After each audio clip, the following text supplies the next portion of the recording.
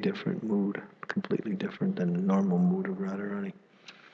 He also has the aspect of the energy of Lalita Saki within his existence, so he's a combination of Lalita Shakti.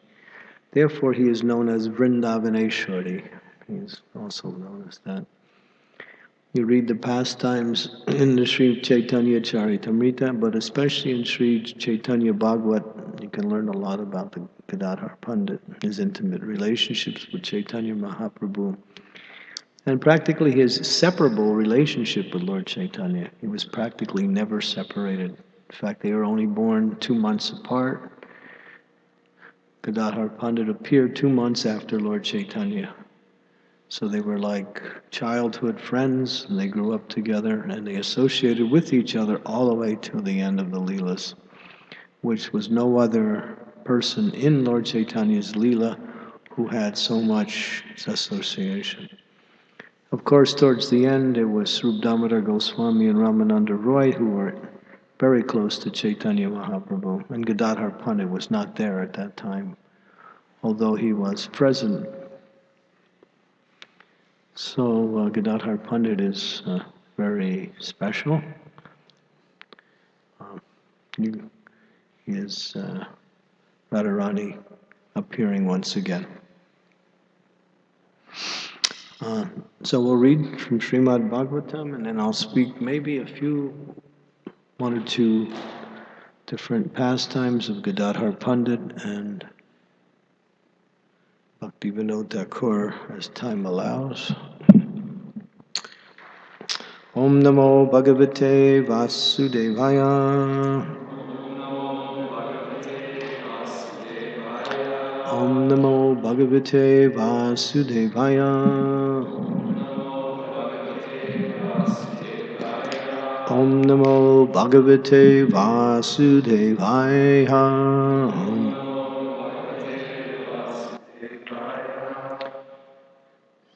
Sabhuya Prachajanyayam Ajana Parisanvitaha Putram Agyanaya Daksha Sarvalaswam Harasrinyaha Sabhuya Pachajanyayam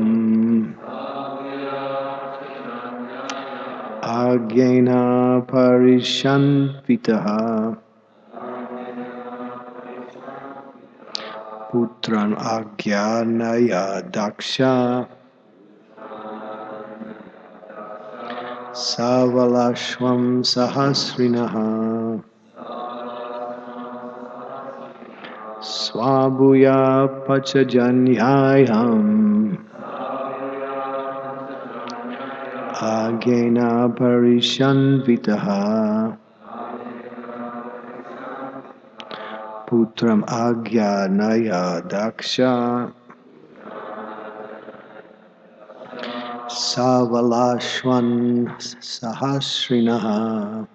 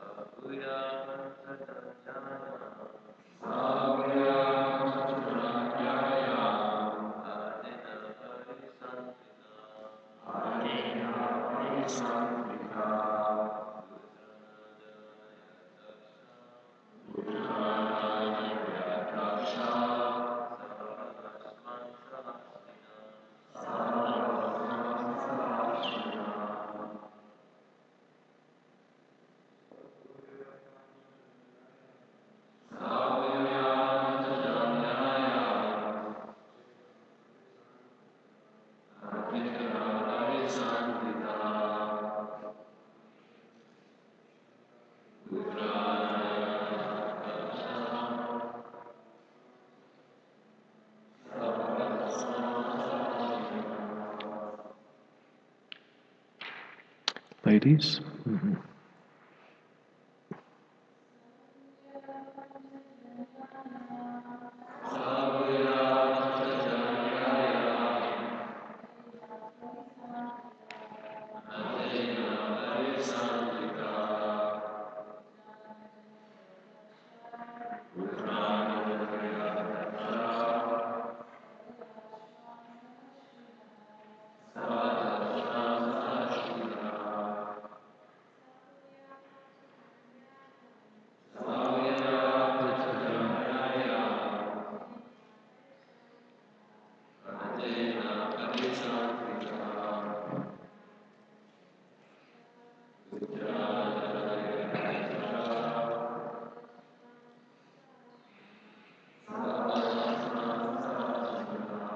So, Prajapati Daksa, Bhuya, again, Pajajanyayam, in the womb of his wife Aksigni, or Panchajani, Agena, by Lord Brahma, Parishan Vitaha, being pacified, Putran, sons, Agyanayat, begot, Daksha, Prajapati Taka. Prabhupada would say Taka. Taka is how you say Daksha in Bengali. You don't say S-A, Taka.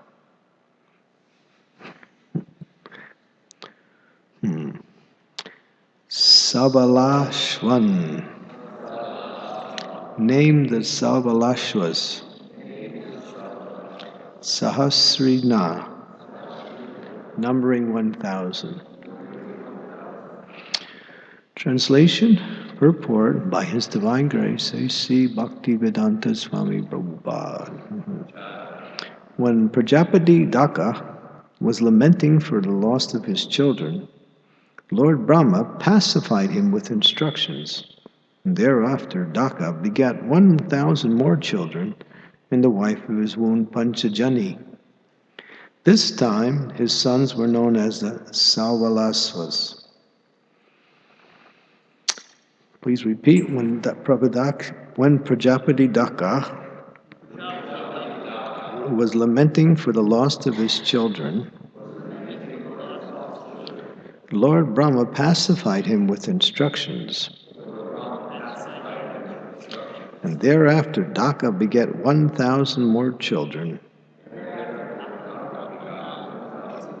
in the womb of his wife Panchajani. This time his sons were known as the Salvalasvas. Purport. Prajapati Daka was so named because he was very expert in begetting children. Some people would like that, expertise.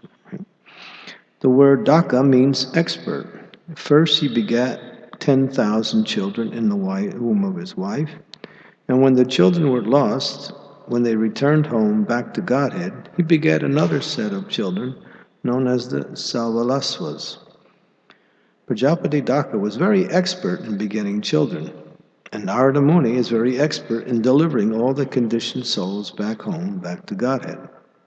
Therefore, the materialistic experts do not agree with the spiritual expert Narada Muni. But this does not mean that Narada Muni will give up his engagement of chanting the Hare Krishna mantra. Agyantimidandasya Gena Jana Salakaya Chaksu Unmilitam Yena Tasmai Sri Gurave Namaha Sri Chaitanya Manobhistam Staptitam Yena Bhutale Swayam Rupa Kadammayam Dadati Swam Padantikam Jaya Shri Krishna Chaitanya Prabhu Nityananda Sri Advaita Gadadhar Sivasati Gaura Bhaktavindam Hare Krishna Krishna Krishna Hare Hare Hare Rama Rama Rama Hare Hare. Bhagavad Gita. There's a nice verse in the Bhagavad Gita which sort of illustrates the main point in this verse here. And that is, what is night for the conditioned soul is the time of awakening for the self-realized person. And what is night for the self-realized person is night for the conditioned soul. Second chapter.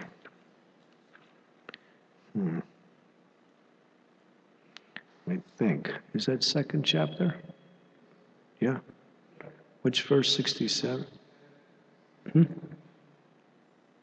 Which one? 59? No, it's not 59. No. 69, that's what I thought. Yeah, okay. What is night for all beings is the time of awakening for the self-controlled. And the time of awakening for all beings is night for the introspective sage. Purport.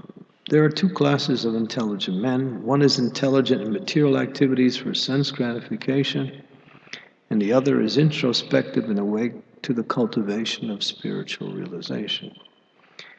Activities of the introspective sage or thoughtful men are night for persons materially absorbed.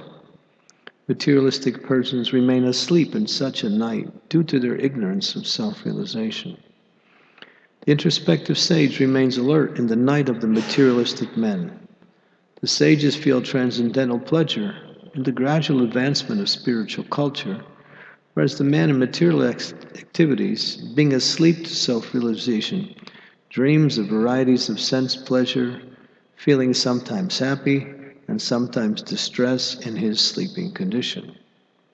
The introspective man is always indifferent to materialistic happiness or distress.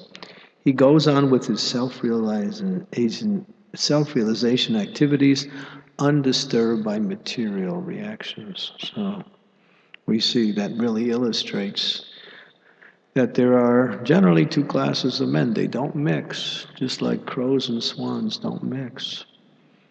How many people have come here who are really materialistic and actually want to increase their material happiness?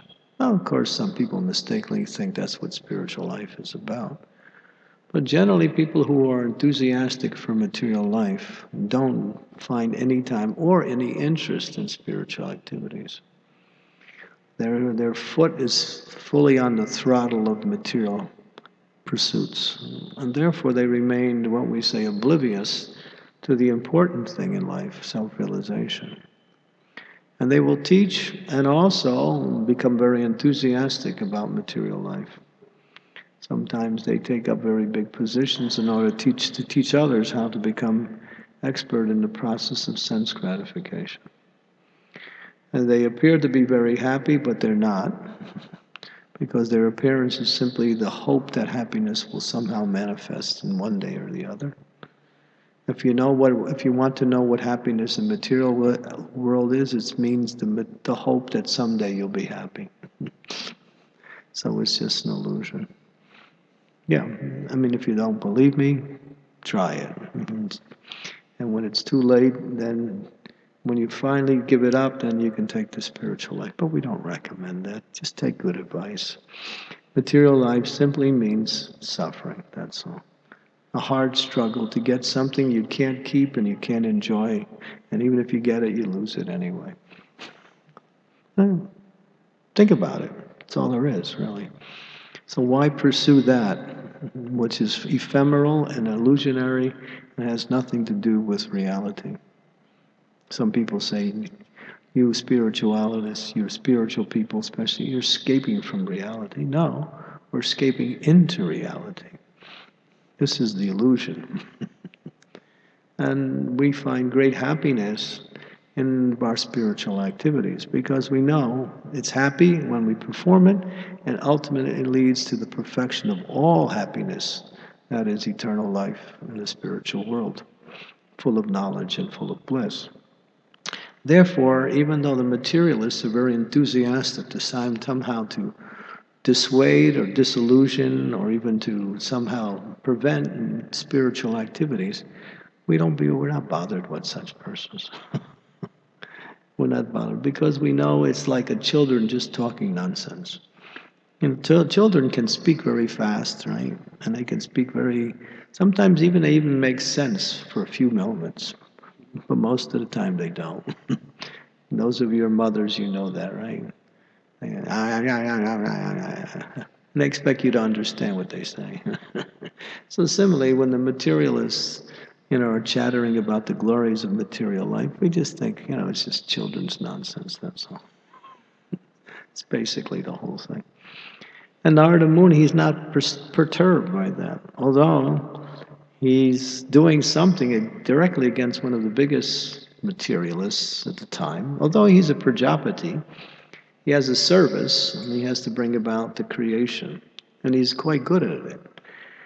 The name Daksha, depends. In Hindi it's Daksha, and in Bengali it's Daka. The word means expert. But what is his expertise? Begetting children. And he's good at it. He can beget so many children at a time.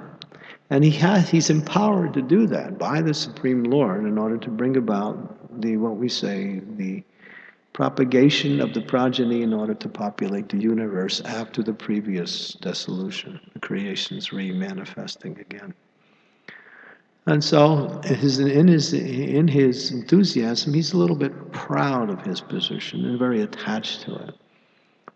So therefore, Narada Muni is interfering with his service. And therefore, he's lamenting. As it says here, Lord Brahma pacified him with instructions. This is Narada Muni. This is what he's going to do. Don't worry about it. Just go on and perform your service again and make some more kids. And he does. This time, the first time, how many did he do? 25,000? Was it? Huh? 10,000. And now I think he just lost a little enthusiasm.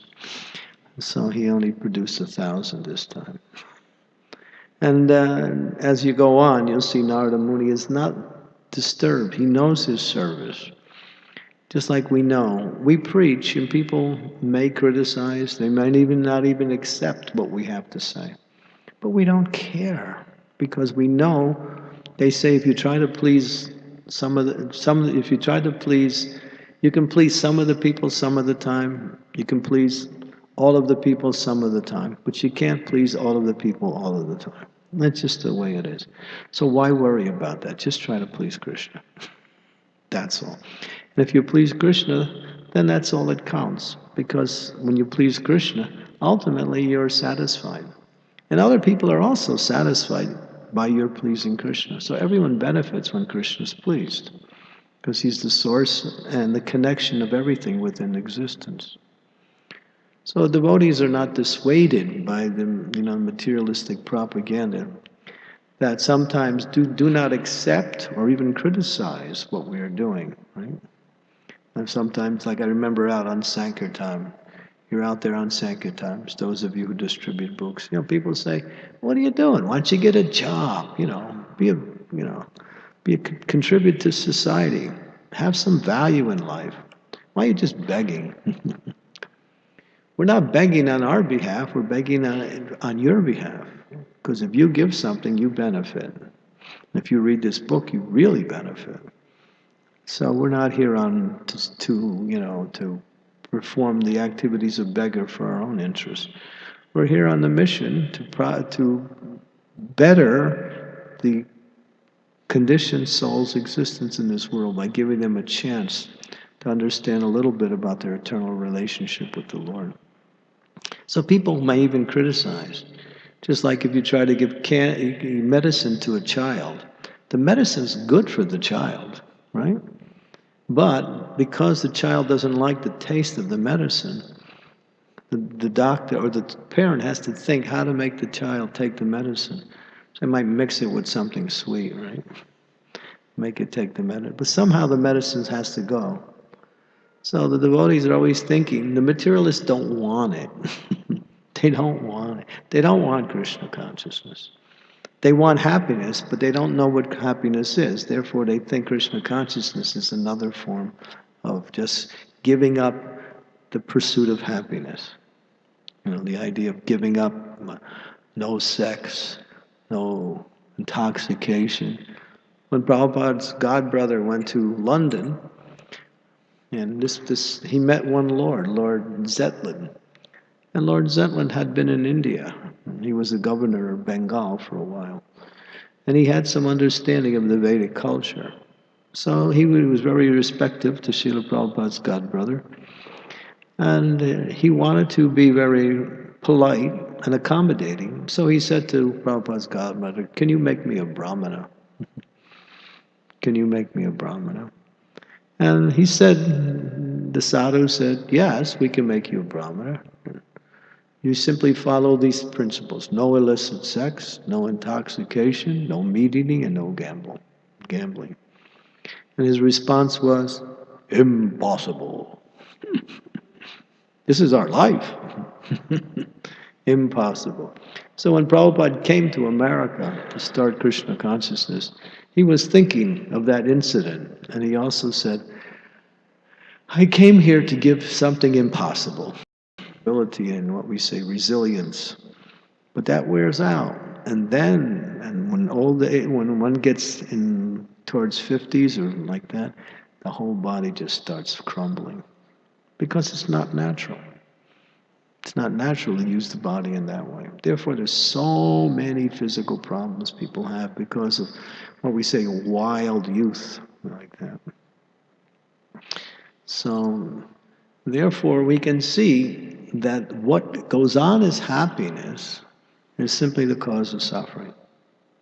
We don't even say it's not happiness, we say it's the cause of suffering. So the more one restrains themselves from material attachments and material activities and focuses herself on Krishna consciousness activity, then you can start to open the door to sukham kartavam, to real happiness. Therefore, Narada Muni knows that the welfare of the living entity is spiritual realization. Therefore, as a compassionate person, he's self-realized already. He doesn't have anything to gain by giving this knowledge to others. And yet he's being criticized for doing it. That's the nature of a self-realized person. They don't have anything to gain personally by what they do. They're doing it as a service to the Lord and as a compassionate offering to the conditioned souls. They simply do it for the benefit of others and the pleasure of the Lord. But yet, when they do it, they get criticized. They get criticized. But they don't care. They don't really care. Because they know that this criticism is like a child chattering nonsense. It has no effect. Just like Prabhupada said, a crow may curse a cow. Well, who cares? The cow is not affected by the crow's curse. Right? Cow is much more powerful than the crow. And so, just like Prabhupada said that, when a lower animal or a lower person curses somebody greater, it has no effect. It has no effect.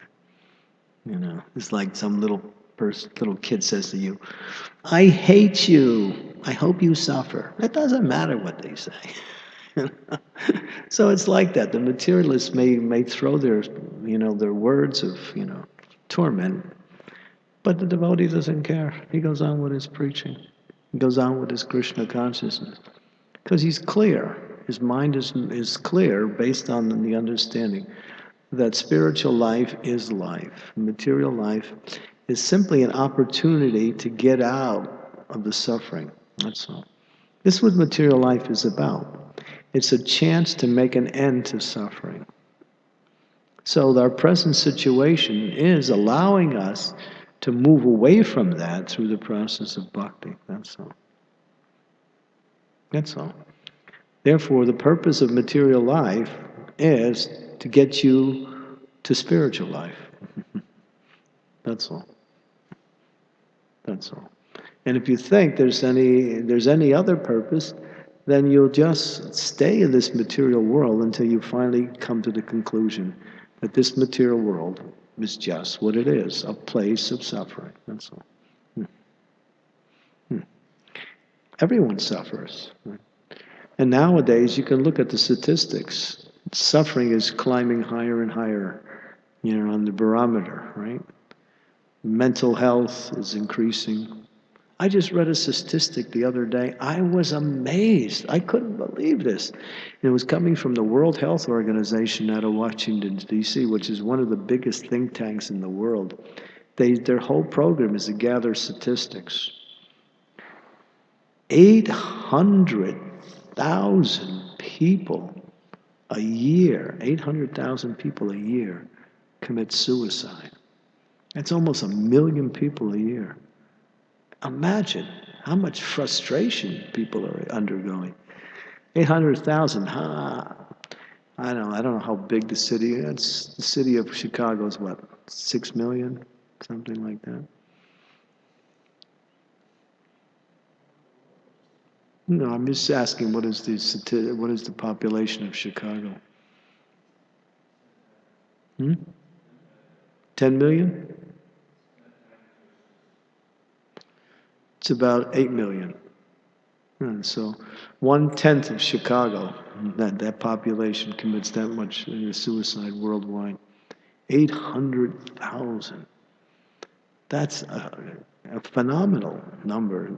That means there's so much dissatisfaction in material life. People they're not even materially situated anymore, where they can somehow or other live a so-called normal life and die like a normal person.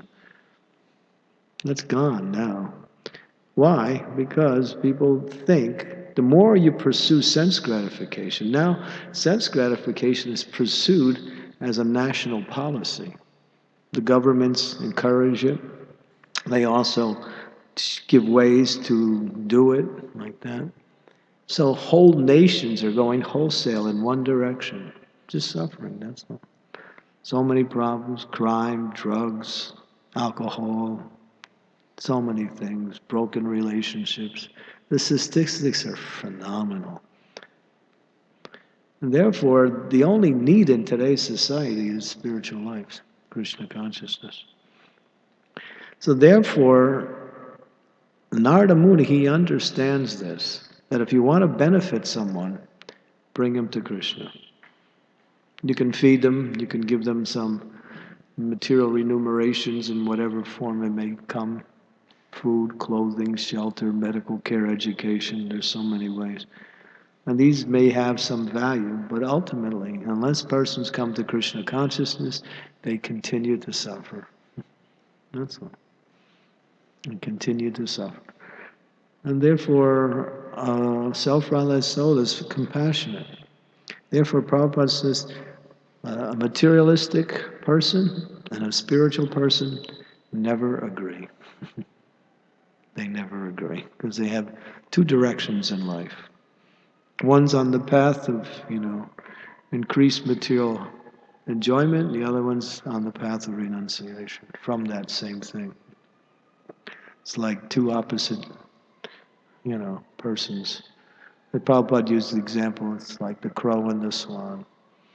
The crow is a very nasty bird, it makes a lot of noise, hangs around garbage cans, right? In India, of course we don't see it in the West, but in India the crows are always in the garbage dumps, jumping up and down all over the garbage. It's like a Mahotsava, it's a festival. And the swans, they're in the clear, beautiful lakes, and they're amongst the, the lotus flowers. They're beautiful, and they're very graceful.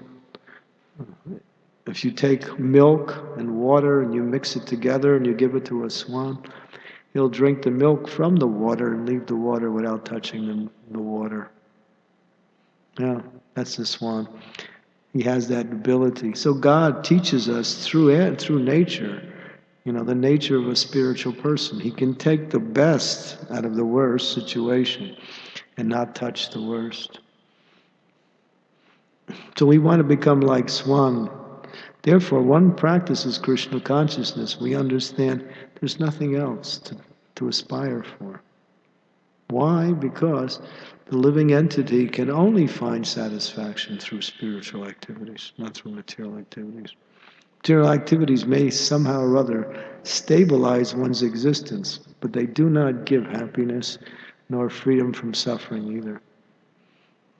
That's the nature. So Narada Muni, he's not moved by Prajapati Daksha's endeavors. And it's interesting, Prajapati Daksha is not a small materialist. He's up there in the category. He's even being encouraged by Brahma to do his service. But Narada comes along and just messes it up. Yeah, that's the way we want to mess up people's lives, right? Just tell them, you're useless. Why don't you take the Krishna consciousness? Of course, we have to do it in such a way that they want to accept what we say. Therefore, it's like candy coating the medicine. Because nobody really wants to give up sense gratification. Nobody does. Everyone wants to enjoy the senses, and sometimes they want to come to spiritual life and do the same thing. But there is sensual enjoyment in spiritual life, but it's not material. It's the soul also has a form, and the soul has senses. So when you practice spiritual life, you awaken your spiritual senses.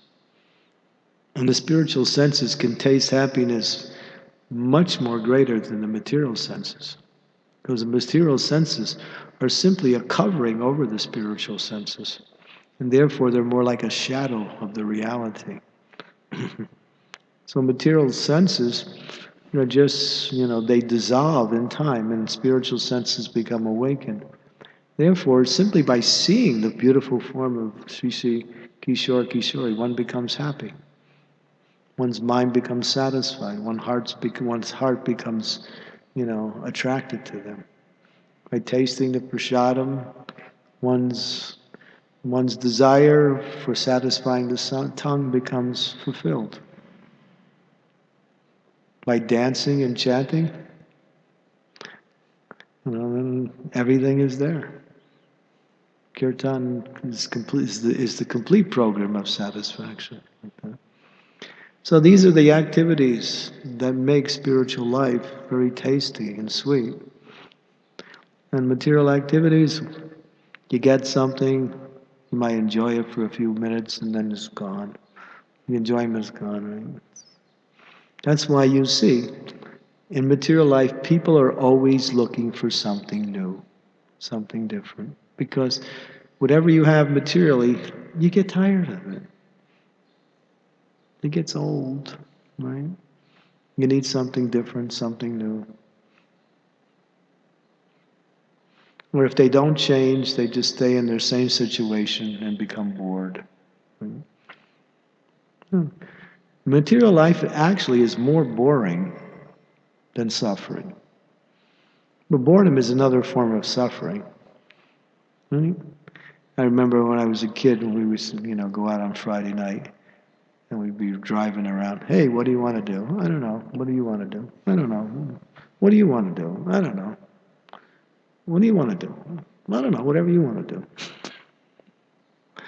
Nobody knew what to do, and then you find something to do, and you get tired of that. What else should we do? I don't know. It's boring. It's like, so then, this is material life. It's just boring. Why? Because it's like a rerun black and white movie. Right? You turn on the television, you see a movie. It's black and white. You've seen it 40 times, and you turn it on for the 41st time. It's the same thing. It's material life. So therefore, although everyone's enthusiastic about it, that's the thing. Why is that? Why do people have some enthusiasm for material life? Because they have hope that in the future it will get better. It's a dream. They live in the dream. That's all. Why? Because everyone is doing it. There's a thing called the 100 Monkeys. You ever heard of the story of the 100 Monkeys? No? 100 Monkeys is one monkey teaches one monkey how to eat bananas or maybe fruit. And the other monkey teaches that monkey teaches the third monkey, and then down the line. When it gets to the 100th monkey, he just does it because everyone else is doing it. He doesn't think anymore, should I do it or not do it? It's nothing new, everybody's doing it. So it must be the right thing to do. Yeah, illicit sex, yeah, everybody's doing it, must be good. You know. And what else? Whoa. Go here, try this, do that. And everyone's doing it. Everyone's doing it, right? I was on the plane the other day. I was traveling from London to Croatia. And there was a group of these guys, I don't know, I guess it was a stag party. And one guy, all he had on was a pair of black underwear, that's all. And over the top of it, he had this pink tights. And you could see right through it. I don't know even why they let him on the plane.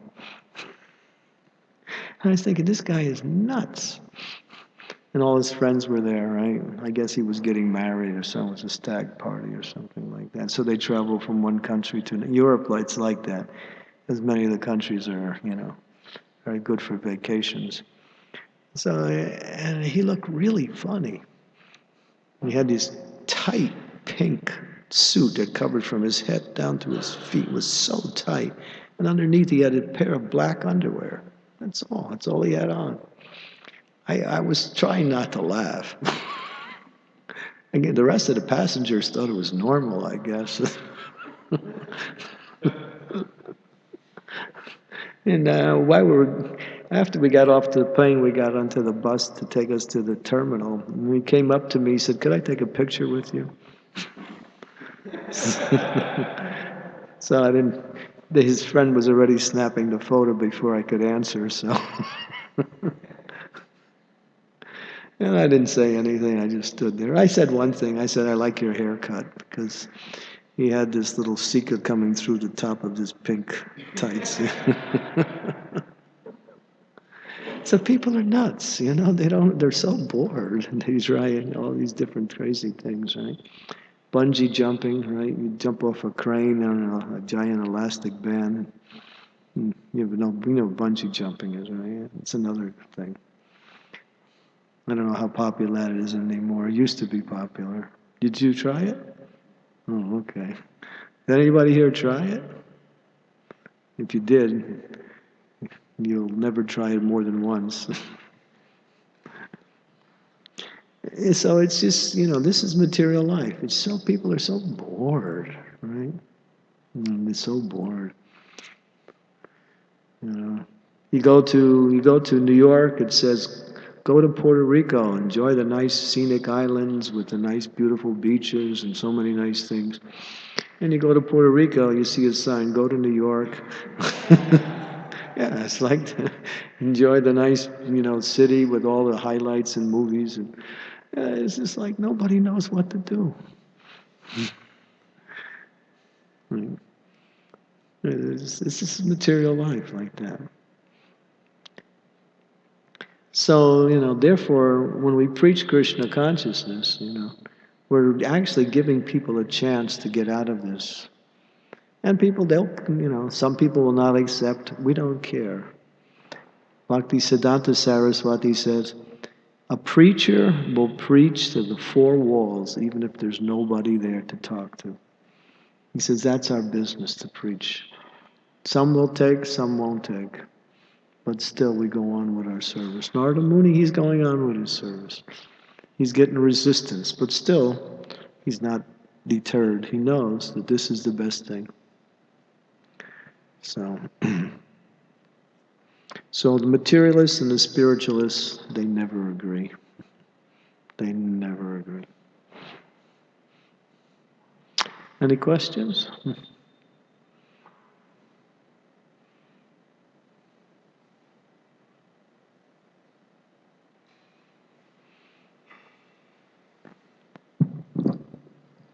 Hare Krishna Maharaj, thank you for the discussion. This topic, how the materialists and the spiritualists are like, one is operating in the nighttime and one's operating in the daytime. I was wondering, we hear in the Sat Goswami Ashtakam that the Goswamis were dear Janapriya. Mm-hmm. So they were dear to both the saints and the ruffians. Mm-hmm. This seems to be like complementing this point that comes up in this verse, that these two persons are fundamentally opposed. But then we see in the character of saintly persons, they're still able to relate with and have very pleasant, wonderful exchanges, positive exchanges. Sometimes. I mean, Narada Muni was there with Kamsa. And Kamsa honored Narada Muni and respected Narada Muni like that. So that's there. But, that's a rare thing, generally. What it is that the materialists also, somehow or other, they won't do what the spiritualists do, but they may appreciate that character. So what is dear to them is the character. What is that verse in the Bhagavad Gita, 5th chapter? 5th chapter, verse number, I got the Gita here, okay. 7, right there. I think, yeah. 5-7, I think you got it. I love this verse. Yoga yukta visuddhatma vijitatma jitendriya sarvabhutatma bhutatma kurvanapi nalimpyate. One who works in the devotion, who is a pure soul, who controls his mind and senses, is dear to everyone, and everyone is dear to him. Though always working, such a man is never entangled. Mm-hmm. Why? Because the spiritualists don't want anything from the materialists. In that way, the materialists never feel threatened by them. In that sense, we're not after their money or their anything they have. They exhibit the qualities of respect, tolerance, humility, like that. So in that sense, they become dear. And they become what we say, dear to all. And they also become dear because what they're giving is, the best thing for everyone, both the ruffians and the pious. But not everyone will recognize that. Some will.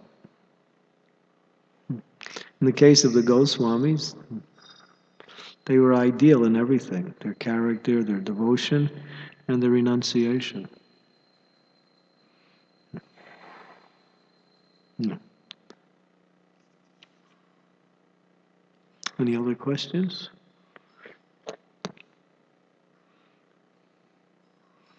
Who knows some of the contributions that Srila Bhaktivinoda Thakur has given us in the form of this Krishna conscious practice?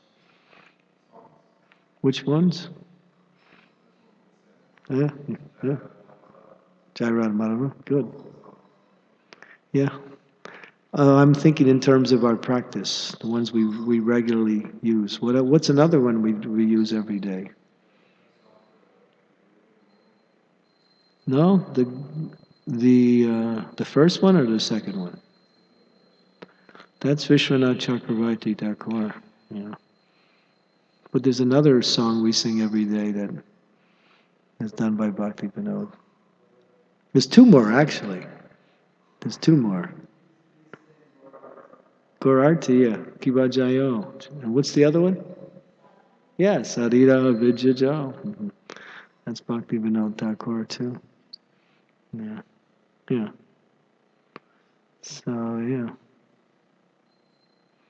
So his contribution is very much, what we say, imbibed within our Krishna consciousness movement.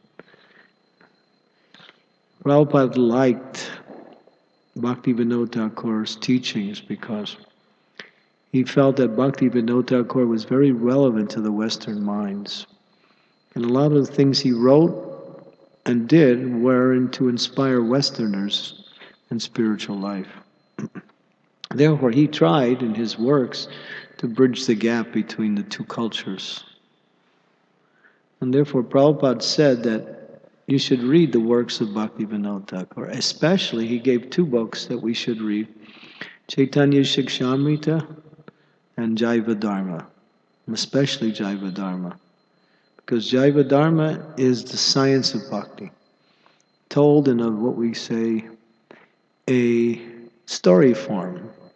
It takes the setting of a guru and disciples exchanging discussion, and the knowledge is imparted stage by stage all the way up to the highest form of spiritual knowledge. And it teaches the whole science of bhakti.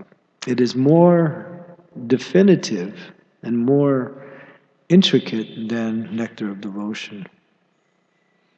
So, Jaiva Dharma is good. We've translated that. I think we probably have copies around somewhere. That's a book you can read, you can reread, and you can study. It's interestingly written. It's not just dry presentation of knowledge. It's a dialogue like that. And then, of course, Chaitanya Shikshamrita is also very important. It has many aspects of Bhakti Yoga in it. But Prabhupada said, he told the translators to eventually translate all of Bhaktivinoda Thakur's works into English and have it available for devotees like that. So today is his disappearance day. He's the person that discovered Lord Chaitanya's birthplace when it was lost because of time, and persons could not understand where that site was. He, what we say, resurrected that site and established it by carefully studying old maps. It was mistakenly designated in another place, and then he showed that that was wrong, and he showed the real place like that.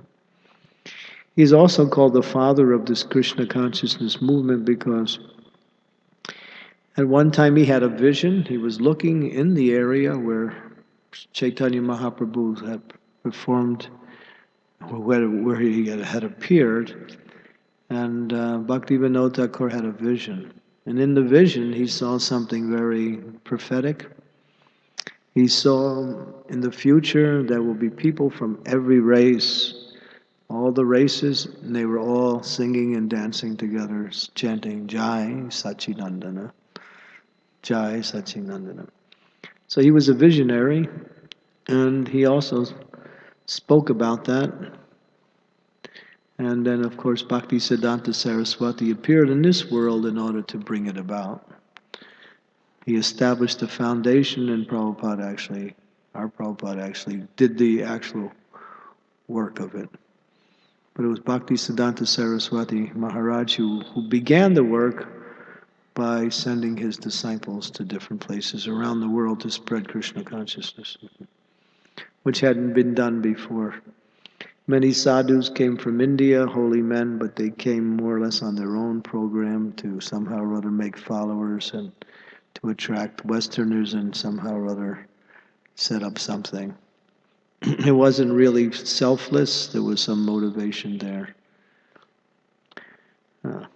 But Bhaktisiddhanta simply wanted to fulfill the prophecy spoken by Lord Chaitanya that in every town and village the teachings of Lord Chaitanya would be. Therefore, Bhaktivinoda Thakur was very instrumental in making that happen. There was one book that was written in it was written before then. It was called The Teachings and Precepts of Chaitanya Mahaprabhu. It's a small book. It's only about 100 pages. And Bhaktivinoda Thakur had it published, I think in the English language, and he sent that book to many universities around the world. It was found by our devotees in McGill University in Canada when they were doing the library party. It was discovered. But later we discovered that same book went to many other universities. And it was very prophetic because when that book was sent, it was the year 1896, which was the same year that Prabhupada appeared. So the book that was the basis of the teachings and the persons who would take the teachings appeared in the same year around the world. So you can see that this movement is not some kind of, some holy men got together and decided to start something. It's actually instituted by the Lord Himself. It's rare in that sense. So therefore, this movement is actually authorized by God. Where others are doing things, but they may not have the authorization or the adhikari. Adhikari means the qualifications to do what they're doing. Like that. But Mahaprabhu is directly making this movement happen. And it doesn't matter, who comes and who doesn't come. It'll happen. Lord Chaitanya's movement will spread around. The question is, who's going to get the credit? So as Lord Krishna told Arjuna, it doesn't matter if you fight. All these persons on the battlefield are already killed by my will. You can be my instrument. And you can also benefit by taking up this work. But if you don't do it, it'll happen anyway. So in that sense, Lord Chaitanya's movement will spread around the world. But it's just, the thing is that the Lord is eager to have it done as fast as possible. So if we don't want to waste Krishna's time, so take up this mission of spreading Krishna consciousness in the world. The roots of the tree are our hearing and chanting. The trunk of the tree is our relationship with the other devotees and our service. And the crown of the tree is the fruits of the tree, and that is our preaching. So the tree actually shows its fruits when it gives something as an offering to the benefit of others. So the tree's offering is its fruits for the benefit of others. So the fruits of our bhakti is to somehow or other attract others to Krishna consciousness. So you may say, well, I'm not so qualified. But become qualified. Study the books and practice this very seriously. There may be difficulties, there may even be reverses, but these things will come and go. As long as one remains in the association of devotees and practices with enthusiasm, then Krishna will empower that person to make progress. So reverses are actually opportunities to go deeper and become more serious in spiritual life. Reverses are not obstacles that block our path. They're simply opportunities to use more of our surrender and become purified, like that. So never see obstacles or reverses or difficulties as discouragements. If you get discouraged, then you don't understand how Krishna is working to help you and to purify you by giving you some difficulties in order to bring you to a higher stage. Like that. So Bhakti Vinod Thakur, he prays like that. Bhakti Vinod Thakur prays. He speaks very rhetorically. He says, my dear Lord, what is my happiness in my service to you? And then he names them under many things. But then he ends, he says, my happiness, my real happiness is the difficulties that I encounter in your service. So nobody wants difficulties, right? We want the smooth road. But the road becomes smooth as we accept the difficulties. If we run away from the difficulties, guess what happens? The difficulties become greater. They become greater. Each time you retreat from difficulties and take the path of sense, you'll find it becomes harder and harder to practice spiritual life. If you stay on the path, it doesn't matter. The difficulties are opportunities. How many book distributors we got here? 1, 2. I thought there's a few we left already. Would you like to hear a book distribution story? Here's how difficulties actually become opportunities. One devotee was distributing books in Holland, the Netherlands.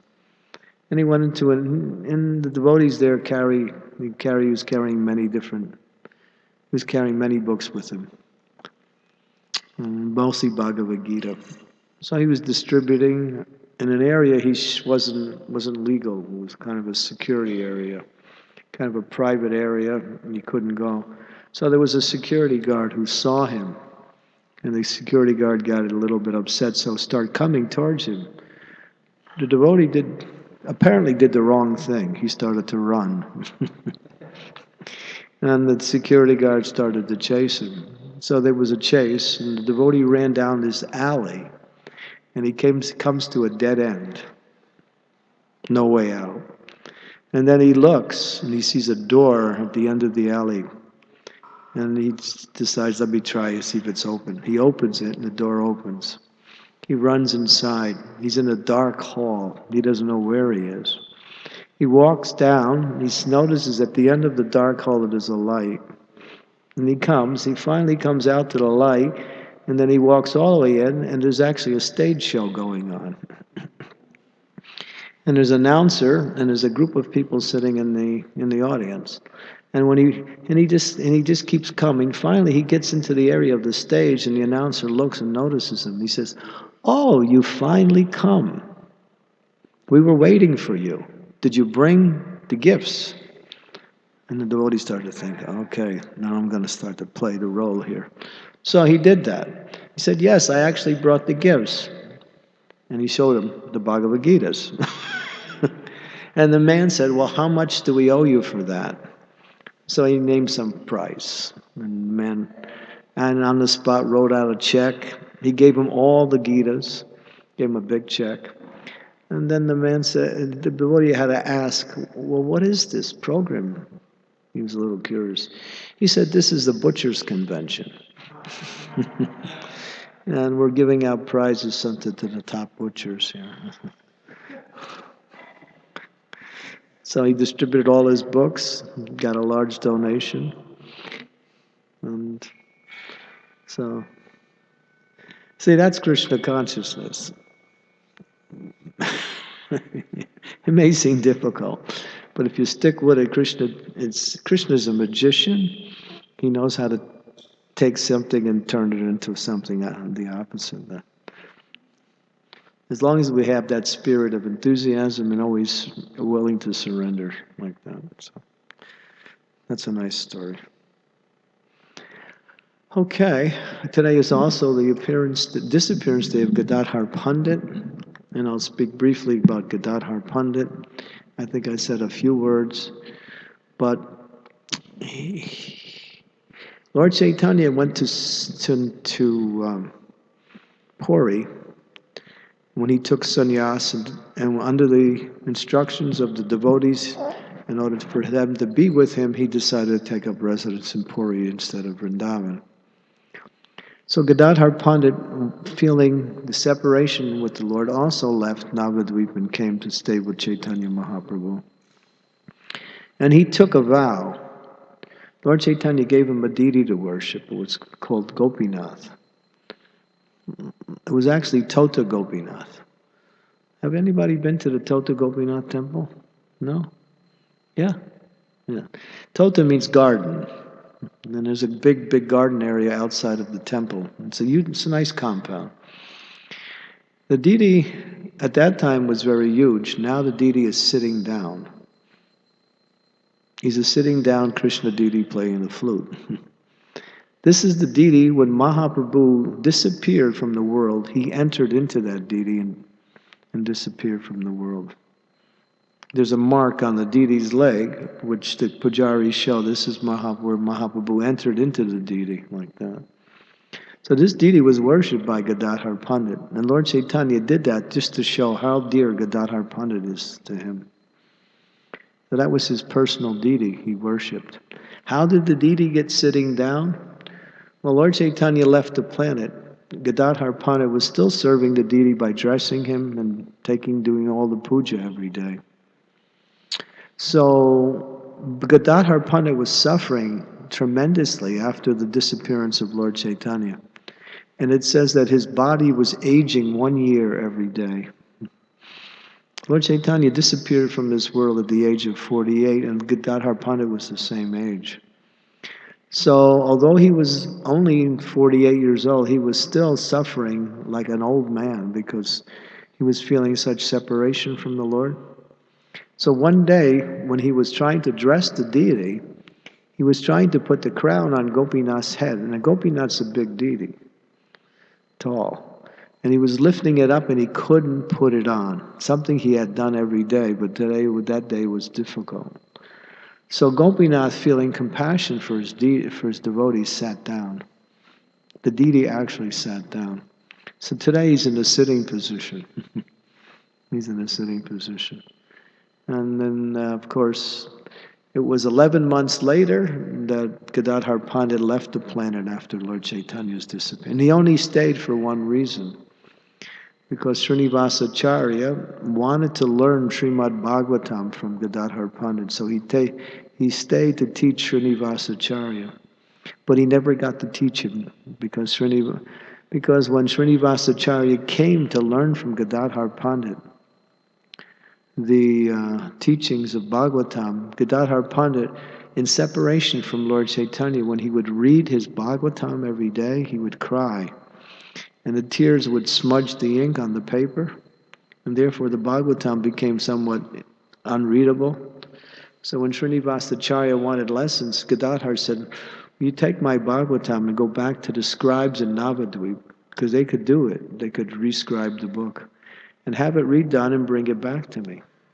But when he left, Gadadhar Pandit couldn't withstand the separation from Lord Chaitanya, and then he left the world without teaching Srinivas. When Srinivas got back, he was very unhappy. That's a wonderful pastime.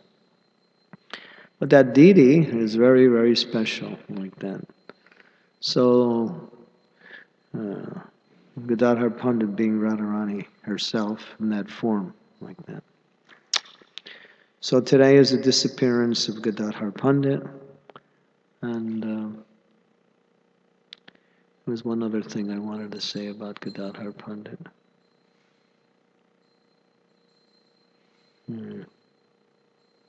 Can't remember.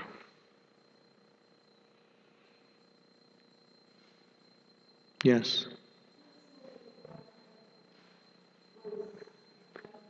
In a different mood? What's Radharani's mood, she's a left-wing gopi. That means her mood towards Krishna is somewhat contrary.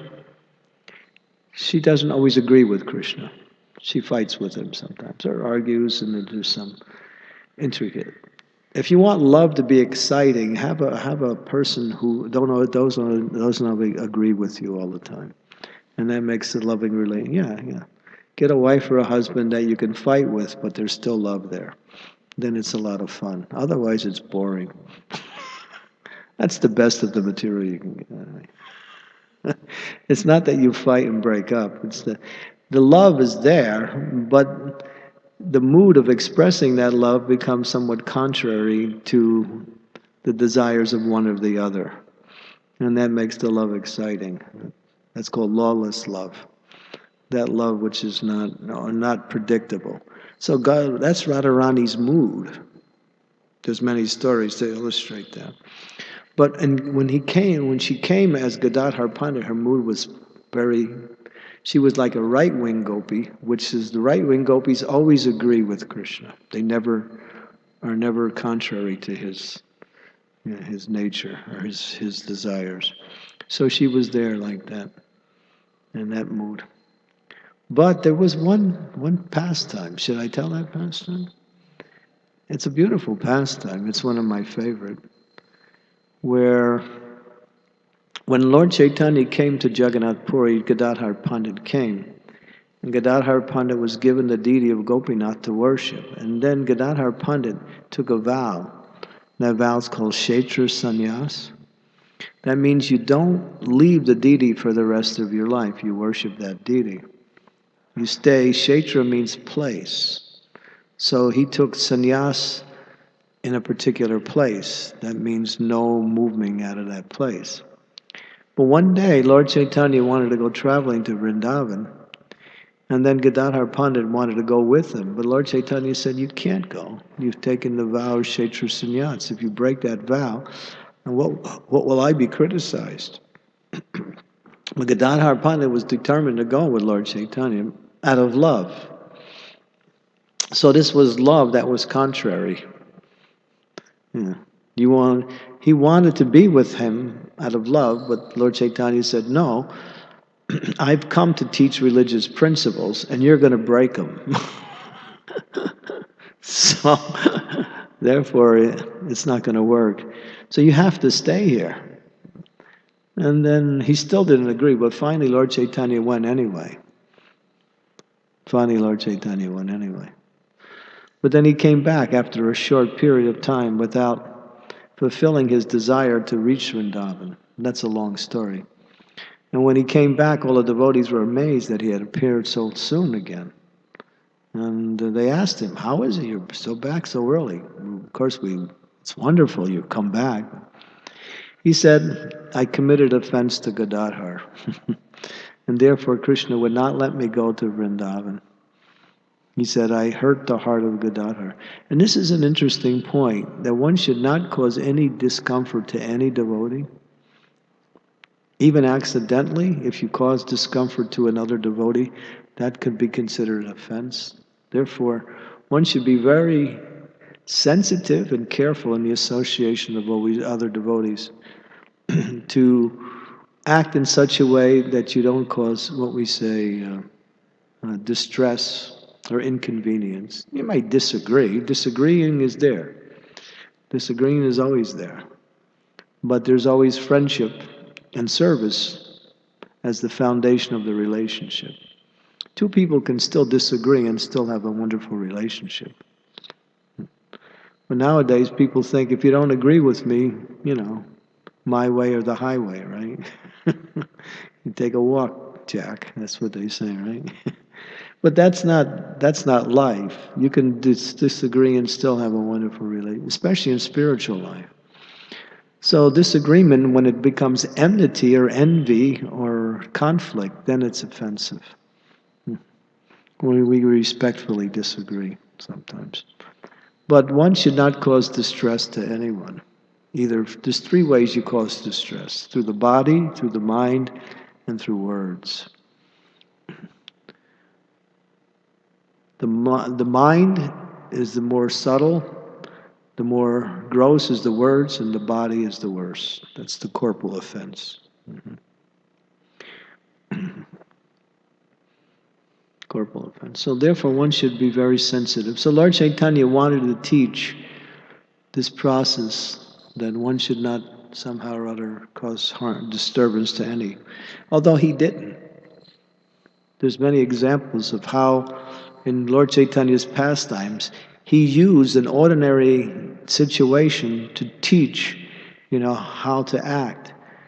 But in the same time, there was nothing wrong with the situation, but still it appears that he used that to show that this is the way you shouldn't act. And there's many examples of that. Did you follow that? In other words, you do something, there's nothing wrong, but still he takes exception and shows that even though there's nothing wrong, because someone else was offended by your doing what is normal, it's wrong.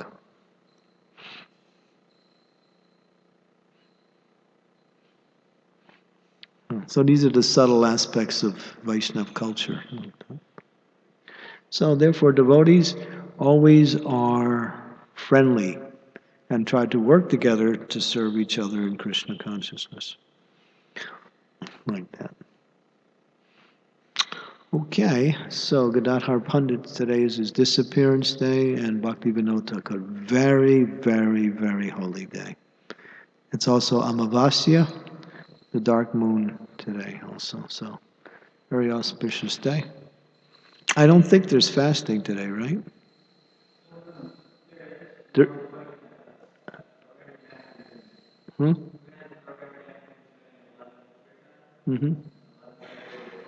There's fasting today? The calendar says?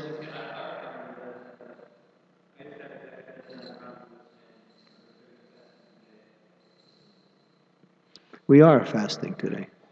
Oh, wonderful. Haribol. Everybody's enthusiasm just dropped, right? Oh no, this is everything I like about Krishna consciousness is wonderful, except this, you know. But Prabhupada said, fasting is feasting and feasting is fasting. You got it? And it makes sense.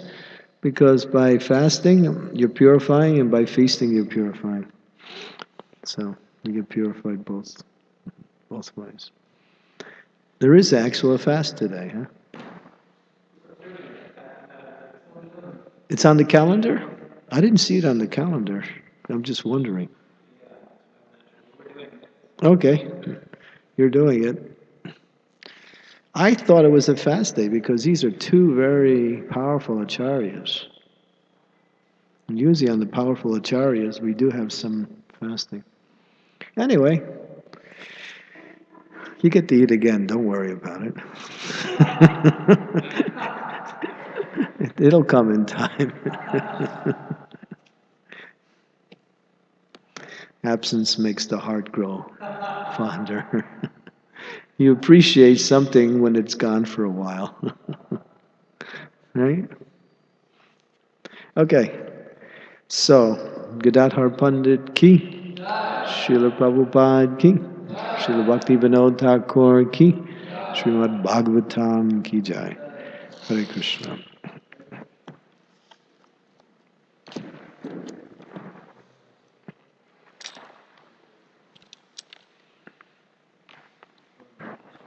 Thank you very much for speaking about Bhakti. Hare Krishna. So the program today is going to start at 11 o'clock with bhajans until 11:30.